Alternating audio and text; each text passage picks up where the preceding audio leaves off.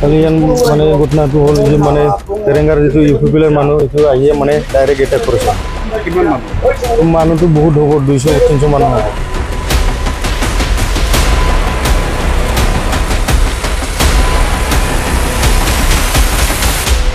কালি মানে ঘটনাটো হ'ল যে মানে তেৰেংগাৰ যিটো ইউ পি পিলৰ মানুহ এইটো আহিয়ে মানে ডাইৰেক্ট এটেক কৰিছে।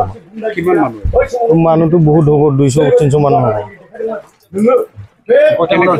বৰ্তমান দুইটা টাইম এইটো টেঙত আঘাত পাইছে আৰু যে হাতত অলপ স্ক্ৰেচ হৈছে। এইটো মানে লাঠি পুৰা ৰড লৈ আহিছে, পুৰা ডাঙৰ ডাঙৰ লাঠি। ডাউ চবটো দেখা নাই, লাঠি আছে, ৰড আছে। কি মানে চেয়াৰ ভাঙি গৈছে আৰু 3টা গাড়ী ভাঙি গৈছে আৰু বাইক একটা আছে, স্কুটি 2টা ভাঙি গৈছে। মানুহ কিমান জন আঘাত পাইছে? মানুহটো ইয়াতো মানে 3জনটো অলপ ডাঙৰ আঘাত হৈছে, মানুহ বাকীটো অলপ হৈছে।